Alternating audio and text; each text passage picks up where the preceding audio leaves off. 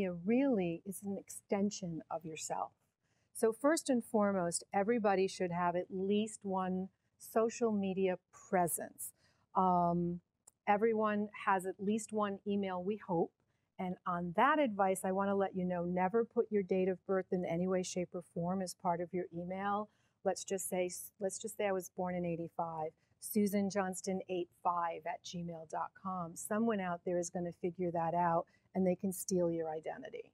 Okay? Plus, you don't want anyone judging you based on your age, young or old or anything. It's just anytime you do anything in business, you want to remove any obstacles that will prevent them from resonating with you, and you have no idea who or what they've interacted in before. So, in person religious medallions, or the way you dress, or the cologne you wear, if any, and what it smells like. All these things can take away from you. So now in social media, it's kind of good and bad. There's so much out there that if you do an oops, it might go by the wayside. Like spelling error, or maybe something didn't come across the way you intended. So you really do have to be accountable as such in life, but not everybody in life is accountable. It's unfortunately, you have to be more accountable in social media because it's in print. And anytime anything is in print, it's kind of in print. Like you just pick it up and you go, no, this is what it said on this date on this, website. So if something like that happens, just immediately just go, oops, because we're all human. And oops is kind of short, and then just say what the correct thing was. Do you know what I mean? And just kind of take the high road out of it. So let me back step for a minute. Everybody should have an email. If you have more than one email, you can have more than one presence on social media. So that means you can have a personal profile. Then you can have a business profile. So if you're a choreographer, you are a business because you are being hired out as a skill, for even though you are yourself, but yourself, you're a dancer. Does that make sense? So you really should have at least two profiles. A personal profile, where you theoretically think it's friends, family, and loved ones, but if you're going to do that, that really should be private. Don't even bother bringing in the rest of the world in.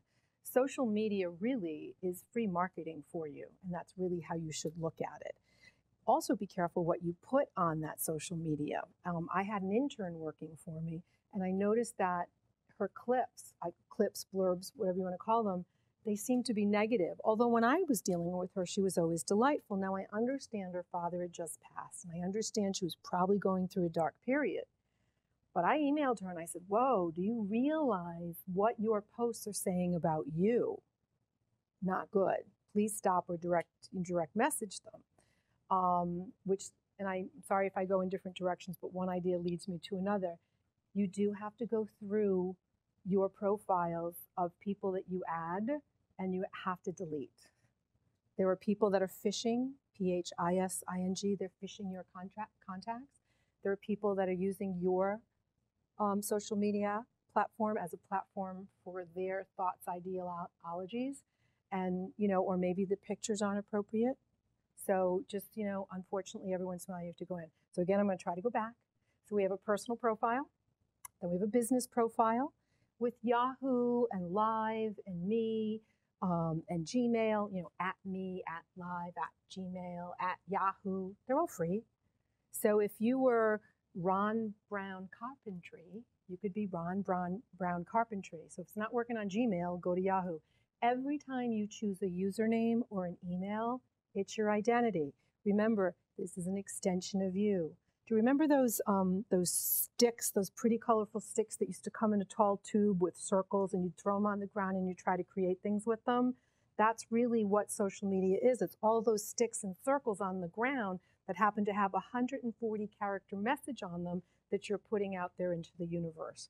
So even though Facebook, Twitter, LinkedIn are the three prominent, okay, they are the three prominent, and you should definitely have a personal, at the very least, non-private on there.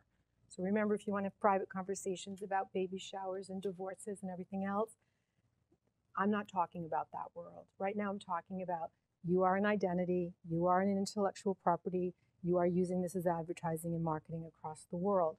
So even though Facebook and LinkedIn will have you use more characters than 140 characters, which includes spaces. So I love you is not ILOVEYOU. There's 2 spaces between the other words. So that's really 10 characters out of your 140. Every time you send out a social media blurb, you should link it back to a website. Now here's the challenge. A lot of the social media backends won't accept anything over 15 characters. Well, you've already got www and a dot, and then you've already got .com. Doesn't leave you many more letters. They will automatically shorten it. And the problem with that is your email should be branding you. Your username should be branding you, because a lot of times your username comes up like in Google circles. Your username here comes up here. You can change it, but a lot of you don't know how to do that or aren't even aware of it, so you don't even know. So if your username is I hate dogs, right? Dog lover's not going to want to work with you, but you think it's cute because you had a conversation with someone and it was a joke and it's an inside joke and it comes from a movie. Not everybody's going to get that.